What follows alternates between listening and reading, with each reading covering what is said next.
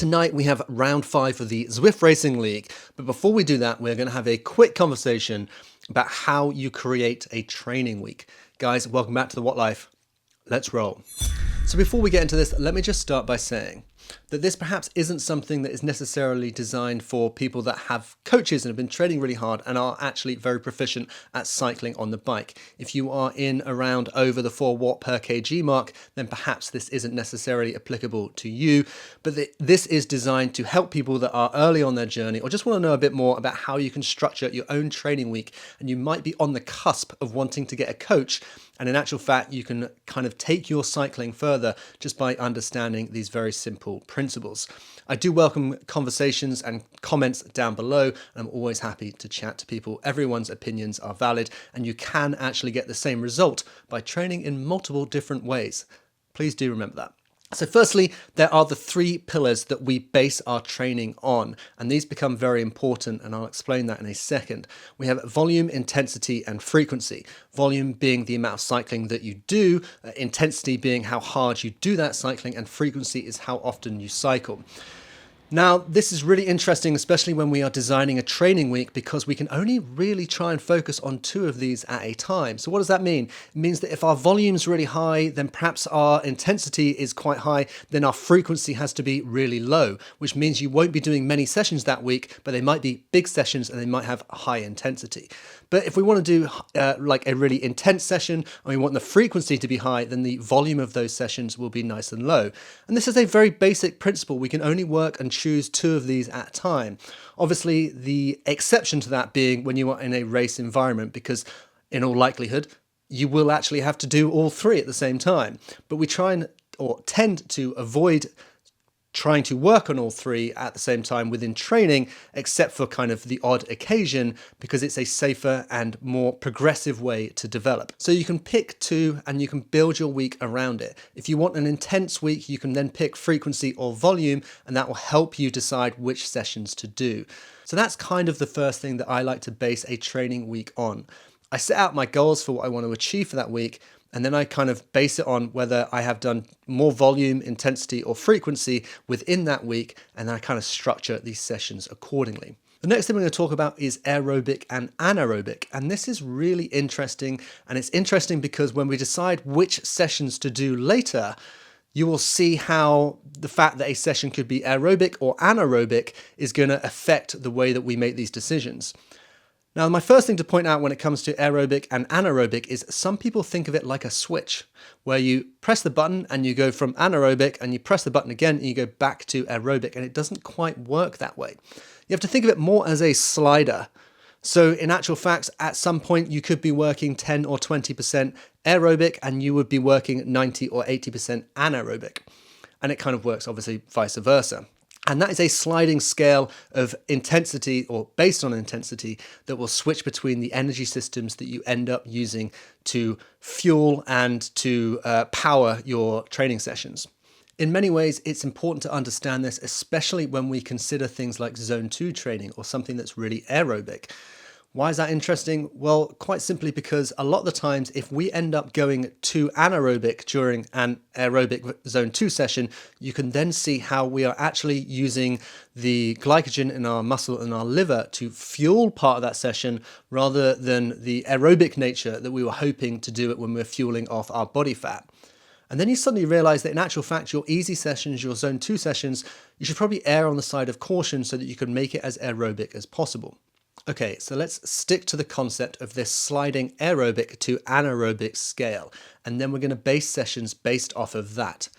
Aerobic sessions are obviously kind of meant to be very easy, very zone 2, just very gentle rides. They're going to come down the aerobic end. In the middle, we have kind of that tempo ride, or sometimes a little bit more towards the anaerobic, we have the threshold ride. And at the very end of the scale, the fully anaerobic end, we have the interval ride. Now, it's very important to realize that when we're doing an anaerobic interval session, that in actual fact, only parts of that are going to be anaerobic, where we are, or as max anaerobic as possible, and they're going to be things like 10 to 20 second sprint intervals. So now that we have our scale from aerobic to anaerobic in terms of sessions, we can bring in our weekly calendar, and we're going to work from a Monday through to a Sunday. And we're going to base all of this off of our original concept of frequency, volume, and intensity. So you decide what you want to try and achieve for the week. Let's say you want to push quite hard, you're trying to improve your VO2 max, and you think, well, in which case I want to improve my VO2 max, I'm going to work on my intensity. You can then choose one or the other of the other two pillars, so you either get volume or frequency, which basically means you can either do one or maybe two really big, intense interval sessions, or you can do a series of slightly shorter, slightly harder, faster sessions and maybe get three, perhaps even four, but that would be a bit of a push. And you can kind of see how that lets you structure your week. We're going to base this on color much in the same way that Zwift does when it creates the bar chart at the bottom of your screen when you are riding, in that the green is nice and easy for the gentle rides or slightly lower watts, and then obviously works its way up to red. And if we structure the hard interval sessions at the anaerobic scale as the more red sessions, obviously the VO2 max sessions, the sessions where you are doing short, sharp intervals and they are repeated, and then perhaps that creates a block, and then you create a second block or a third block of similar intervals, those are going to be the hard interval anaerobic sessions. We can fit those into our week, but if we're going to try and do a few of those, then we need to pad around that with stuff that is at the other end of the scale, that is nice and easy, kind of zone 2, easy, relax rides, and we base that off our pillars, or our original pillars of what we are trying to focus on. Similarly, if you are trying to build a good base and you want to do a lot of zone 2 work, then obviously your frequency and volume are going to be really high, so your intensity should be nice and low. So your training week will look a little bit different, because ultimately you'll have a load of nice easy sessions that are quite high volume stacked up next to one another.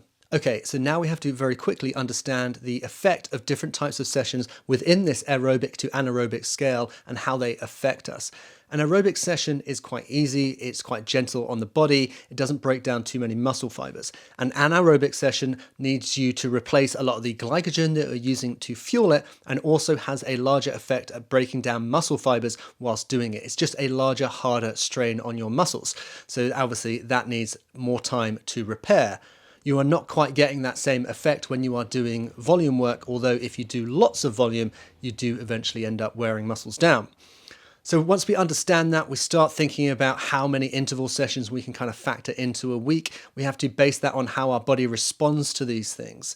So ultimately, yes, if you want to do a nice, soft, gentle week, you can then increase your volume higher, and your pillars will grow as you improve as a cyclist. You will then be able to do more of each one, still trying to focus only on two, but they will extend themselves a little bit higher, so it will give you more of a chance to do more, push a little bit harder, and kind of grow the frequency on a more regular scale.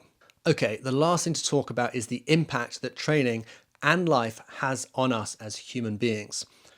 Quite simply, if you have a week of bad night's sleep, your body reacts to insulin different. What does that have to do with training?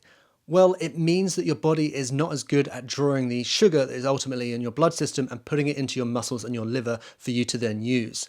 So if you have a week of bad sleep, your interval training and your hard training sessions are going to be so much harder.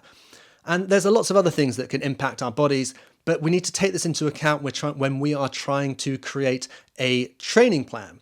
If you factor in too much hard, stressful training, that does have an impact on how your body can respond and recover. So if you try and do too much anaerobic training, that's going to have an impact, which is why it's best to try and pad out a couple of different sessions throughout the week. But ultimately, let's try and focus on two of the verticals and grow those at any one time, and then take that 1 week and mix it into the next. If you want to talk about, or you want to hear about progressive training and training overload and all the different periodizations you can do with training, Dylan Johnson obviously is a wealth of knowledge and has got a great channel on it all. Guys, we are going to dive into a Zwift race tonight, which is the Zwift Racing League, and I'm going to do my best to not embarrass myself. If you have any questions, or let's open up a conversation about creating training weeks, I'm hoping that in some senses this has been useful to you, and I will chat to you or see you guys on another one soon. Guys, welcome back to the What Life. So we're actually doing a Zwift Racing League event this evening. This is race 5. It's the Keith Hill after party. I'm going to clue you in on a load of stuff, but firstly I'm going to start by saying I'm trying to hit 10,000 subs by the end of the year. I would appreciate if anyone could subscribe to the channel. I don't, I put way too much effort into this for what it is. I love making these videos. Anyway, let's roll. We're doing a Zwift Racing League event. Keith Hill after party, and we're going to relate this back to some of the things I spoke about in that kind of training week, especially when we start talking about aerobic and anaerobic and that kind of stuff, and you'll see why that plays a role. This is an interesting race. It's not a scratch race. It's not first over the finish line. Basically, there's a intermediary sprint in the event, and then you get the Keith Hill climb, so 435 meters over the 37 kilometers of this course. So it's interesting. Basically means that it's a points race. You get points for fastest through segment and first over the line through the segment as well. So I have to speed up tons of it because it gets quite mundane, it gets quite boring, but it gives us a real opportunity to chat about aerobic, anaerobic, structuring these things into the week, how a training program can help develop things, and how it becomes really, really interesting in terms of like doing sprint intervals rather than doing race events, because you'll start to understand how hopefully your body just functions, and how when you do a sprint interval and you go into that anaerobic zone, what then happens. There's a few other things to chat about as well, but we'll get there kind of eventually. So like I said, this is the Zwift Racing League. There's points for it, and there's a few things to factor into it, and the whole race slows down and it becomes really kind of like zone 2-y, because people are looking for points rather than trying to get from the start line to the finish line as fast as possible. And that changes the game. Right. We are basically bowling down the South Bank on the kind of the London map, and we get a first little kind of, let's just say, little burr that comes along, and this is a good opportunity to talk about aerobic and anaerobic. We've been kicking along reasonably gently. The incline kicks up. This is about, I think it's like 300, 200 meters worth of kind of distance. And a few people put an effort in, and you'll see down at the bottom that the graph changes to a bit more power. You see my watts kick up, my heart rate will kick up a little bit, and then I'm just trying to hold the group, just trying to do my thing. A little bit more effort than I kind of wanted to do if it was a bit more measured. So you'll see at the bottom of the screen that I've gone into that kind of anaerobic zone. The graph has gone red, and you can see that that's the effort that I've had to put in.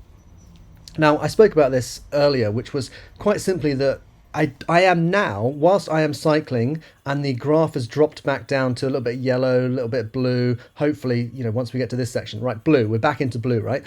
You'd probably think, oh, he's working aerobically now because the intensity has come back down. It's not a switch. It's not like as soon as you do the hard stuff, you are working anaerobically. As soon as you do the easy stuff, you are working aerobically. It's not that simple.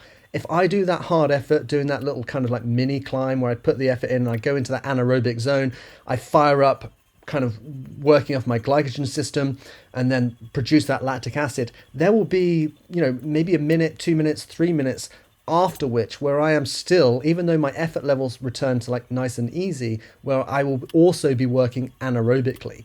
So it's not as simple as, sometimes you're working aerobically, hit the switch, you work anaerobically. You kind of, hopefully you get what I'm saying when it comes to structuring these training weeks, because you'll suddenly realize, intervals intervals play a really key role because of the repeatability of a 30 second, of a 15 second, of a minute, of a 2 minute, because you are repeating that and not giving your body enough time to return to a completely aerobic state, even though your recovery might be 100 watts. And you are like, oh, this is super easy for like 30 seconds, 40 seconds, a minute. You still are not working completely aerobically because of the work you've done before. And then you obviously get the compounding effect of producing lactic acid. Guys, I really hope this is the stuff that goes through my head when I cycle my bike. Anyway, I'm chatting to Tom here, who is a guy, he's on a different team. We did Zwift Racing League last year. Never actually met the dude, but hopefully we're getting a few races in next year. He's actually just joined the No Pins Jamie Williams from Road CC fame, their cycling team. They've got a little cycle team. If you guys want to join an actual real world cycle team, drop Jamie Williams a message on Instagram from Road CC. Basically, I'm chatting to Tom because I'm asking him, I'm like, right, there's an intermediary sprint in this event. Are you going to go for it? Because obviously the impact of doing that sprint and going fully anaerobic, I think it's like 8, 12, 13, 14 seconds for the sprint. Are you going to do that? Put yourself fully anaerobic, which you could probably get pretty close to off of a 12-second sprint, and then try and do the climb at the end of the race. Because those are the two features of this race. We have this sprint, and then we have the climb at the end. And he said that he's going to not bother trying to completely hammer the sprint. He's just going to try and hold the group for the sprint. And I was telling him, well, I think I'm going to give the sprint a go because I'm making a silly YouTube video about aerobic, anaerobic, and all that kind of stuff. So we were having that conversation. So his tactic basically is to not make himself go as anaerobic as, kind of humanly possible, which is what I ultimately end up doing, so that he can not put himself into that place where he produces the lactic acid that then ends up kind of the hydrogen within the anaerobic training, which stops his muscles from effectively working. That was his plan. My plan was a little bit different. I was like, do you know what? I'm going to give the sprint a go, and then I'm just going to try and hold on for the climb. And you'll see how this plays out towards the end of the race, because we end up having very different climbs. Not necessarily because of this. He has trained better than me for the last 5-6 months. We started out very much the same place last year. He is definitely nudging me at the moment in terms of performance and training. He's had a good year. This bit's quite interesting though, because obviously the pace starts ramping up. You can see me working a little bit harder, going a little bit more anaerobic. I liked this bit because I was sat on the inside and I knew if I kicked now, I'd bump through to the front. So a little sprint there, you see me just dive out the saddle, and then Zwift just pushes me through as I end up kind of closer, a little bit a better position. This isn't the best positioning on my behalf because obviously we're coming to the sprint section. We have two choices, fastest through segment or first over the line. And I'm not going to go for fastest through segment. I don't have a mammoth sprint on me. If you're going fastest through segment, you'd sit a little bit further back, you'd use the aero of the group, and you'd work through. So I've got an aero boost. I'm thinking I'm going to go for position in the race, which basically means that I have to try and get over the line, 10th, 12th, 15th, 18th, 20th, as high as possible. So I've got when other people go is when I have to go. And you can see that my anaerobic effort is bumping up. I hit my aero boost, everyone hits their aero boost, and then we all dump. So we're all these people that you're seeing on the screen now are working almost max anaerobic. And, probably the chances are that they're not fully anaerobic, like 100%, because that is very hard to achieve. But now that we come off the gas, and we are recovering, and you'll see my watts dive straight back down. I'm trying to get as close to 200 watts as possible. I know I've got to hold the group, and it might look like I'm working aerobically, but my body will still be functioning anaerobically. Actually, talking of Jamie Williams and Road CC, they did a brilliant video on basically how your body functions after anaerobic efforts, and ultimately it can take up 8, 10, 12 minutes for your body to then be able to get back to that state of full recovery where you are working aerobically again, and you are entirely using fat as a source of energy, or as entirely as possible, and you improve your mitochondrial state, or the number of mitochondria that you are using, and that's basically what we grow when we are trying to do our zone 2 training. Oh, guys, stick with me. Anyway, we are now, that's it. Me and Tom sat at the back. He is wearing the blue and red Zwift hat at the back of the group, and we have a bit of a giggle to ourselves because we obviously both just sat at the back of the group, letting the group pull us along. And that's entirely the game plan. The watts come off, it's super low. You look at the watts top left, everyone is trying to recover. Everyone is probably, even just trying to hold that sprint group. Even if you weren't committed to the sprint, you probably had to work anaerobically or some capacity of anaerobic to stay in the group. So there's me and Tom at the back, just kind of laughing to each other because we're basically sat at the back being like, right, we need to recover. And I'm telling him, look, he has saved himself by not going completely ham on that sprint. And when I tried to go the other end of the scale, it's hard. I'm getting there. I'm improving. So I'm just trying to recover because I'm like, well, I'm still, even though that my watts are quite low, I'm probably quite anaerobic, which is obviously limiting, every time you're anaerobic, you're increasing your lactate, you're increasing your hydrogen production. And that limits you as a cyclist, or certainly the hydrogen stuff, limits your performance. So Tom and I are now chatting about what we're going to do for the Keith Hill after party, which is the climb for this race, and I'm trying to figure out what I do. he's basically telling me that I think it's like 3.8k. He says that if you hold 4 watts per kg, it's roughly 12 minutes. And I think that might be like a solo effort. So if you hold 4 watts per kg and you're in the group, then you're obviously going to be under 12 minutes. And that's, this is his game plan was different to mine, which was, I think he was going for finisher position through effectively the second segment, which is the Keith Hill segment, but also finisher position on the entire race. So Tom's plan was to hold back off that sprint, not bother with points there, and just try and, or I say not bother, he still has to hold the group. And then he's going to go, hell for leather when he does the Keith Hill climb. And you'll see how it works out, because he ends up throwing down an absolute blinder and performing like incredibly well. I wish I had some numbers to throw at you in terms of watts. Actually, I do. I kind of off the top of my head, I'm slightly weird and autistic. I do kind of remember people's watts. Tom averages, I think it's about 3.8 watts for the entire thing. He gets a 4 watt per kg 20-minute average as part of the end result. I think I remember seeing that flash up. I think I averaged 3.6 watts and I averaged 3.8 20-minute power for this particular race. So that gives you an idea of, he's pushing a bit harder. He's also lighter than me. I'm 77 and a bit. I think he's like 71, 72 maybe. I haven't met the guy, so, it's sometimes hard to tell, Tom. But anyway, those are the stats, right? He's been saving himself. Hopefully he's now back to working, fully aerobic or as aerobic as possible, because this section was quite chilled out. And we are almost at the Keith Hill climb. And let's have a quick chat about kind of that training week structure and what makes this quite interesting, because I love chatting about training, is if you're going to do like really high intense events and you're going to do kind of tons of them, like loads of Zwift races, then ultimately the volume of those Zwift races has to be kind of really low. So like loads of little tiny races where it's like 20 minutes of just hard effort. You guys know as well as I do that if you try and do too much and you try and do it too hard, you kind of hit that kind of like explosive failure zone where, your central nervous system will fail and everything starts going wrong. And here's where it gets really interesting, because every time you do an interval session, every time you do like a Zwift race, or you push yourself into that red zone on the power graph at the bottom, you are destroying muscle fibers, as we spoke about earlier, but also you are producing byproducts of this like hard training state, this anaerobic state. And some of these byproducts will effectively mess with your hormone system.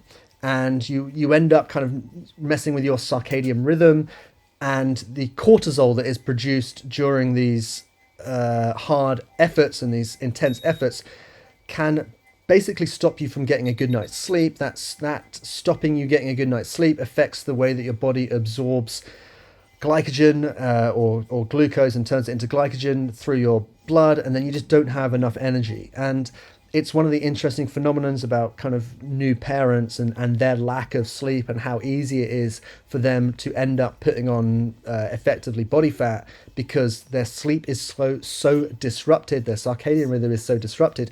Effectively, they are not as good as drawing blood sugar out of your blood, or sugar out your blood to produce energy, and your glycogen system just doesn't quite work as well. And you end up putting weight on as a consequence, and you couple that up with like not having the time to go and do as much exercise. And these are the compounding effects of doing loads of really hard sessions. It's not just the knock-on effect of, I need my legs to recover. Well, maybe if you're 18, 20 years old, then, these things don't affect you quite so much. I'm in my 40s. I can tell you these things affect me.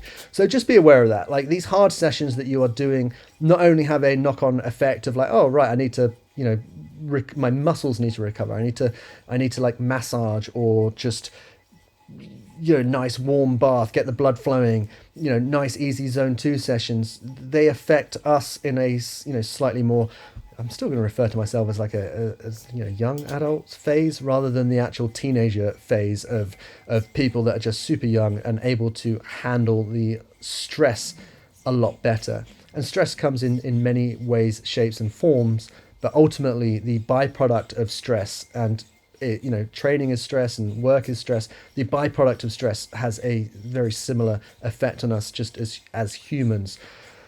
I really hope you guys are interesting in this kind of stuff, because this is genuinely what goes through my head. I know that, like, now that I'm hammering the Keith Hill after party, and there's Tom on the right, he's making his move. I'm just trying to hold the group. Some context for you in terms of watts as the course flattens out just slightly. Try and get as much recovery as possible on this flat section. Context, being 77 and a bit kg, I need to kind of hold 310 watts is 4 watts per kg. So anything kind of around that 310 mark, I'm holding 4 watts per kg for this climb. I end up doing this climb in 11 minutes 22, I think, is what I end up doing. Not sure what Tom's time is, but I can tell you that it was certainly less than 11 minutes 22, and you'll see that happen in a second. I'm holding on for dear life. I actually feel quite good. These, you can also see, when it comes to this particular climb, my approach to it, based on the training that I've been doing and the training that I'm trying to do, was be very measured. And, especially seeing as this conversation's been about aerobic and anaerobic, the harder you push, the more anaerobic you get. The faster your body needs that glycogen, the more immediate you need it, and basically you end up being more anaerobic. So if you are measured in a climb effort, you are more controlled with it. So my goal was to, I just looked up and I was doing like 400 odd watts. I don't want to be doing that. I want to be holding 340, 350 at the maximum and never go higher than that, because that produces more lactate. That requires my body to clear that lactate, clear the hydrogen, so that my legs start functioning again. Obviously, my breathing rate, my heart rate is pushing quite high. So you can kind of understand how this works, or I'm hoping, certainly in some senses, a measured response or a measured approach to a climb is way better than going ham at the bottom and then kind of like just trying to struggle and hold on at the top. That's what we do in training, and you kind of understand why we program in interval sessions now that kind of go really anaerobic. Like you get a little 15 second, or very rarely do like a 15-second sprint, but they do happen. Or you do like that 30-second effort where you're going really hard and you're going quite anaerobic, and then you get that recovery section that's completely the other end of the scale, where it's like 150 watts, 130 watts. And you think to yourself, well, I should be zone 2. You are not. That is just, the physical recovery of the strain on your neuromuscular, your muscles, basically. And rather than it actually being like, oh, you're not switching straight back to being aerobic. Right, we're going to have to watch me suffer up the rest of this climb. This is the front group. I have a little look at the mini-map top right, and I make some, what I'm probably going to say are strategic decisions, but we all know that when we are in this state, we're basically just doing whatever we can to hold the watts, to push the watts, just to try and keep the chain moving. I basically realize that I'm probably towards the back of what I'm going to refer to as the reasonably front group. You can see the actual kind of front, what is it, like 12 or so riders are the ones that have just kind of gapped us a little bit. We're fundamentally at the point where I can't really worry about that. I know that I've lost, the sharp end of the race. There's literally nothing I can do about it. I'm just trying to hold on, dig out my effort up Keith Hill. I really do enjoy the Zwift Racing League, and firstly, this is like a B cat. I think we're B2 or something like that, and it's been a lot of fun. Last year, in a race like this, I would have got my legs absolutely torn off, and there would have been like no surviving. I probably, having done that intermediary sprint, having hit Keith Hill with a pretty quick group, I would kind of be off the back. So, the training, the commitment, and probably the one thing I didn't mention earlier is there is no substitute for kind of hard work, and there's certainly no substitute for consistency. And please do let me know how you guys structure a training week, because I'm always curious to know.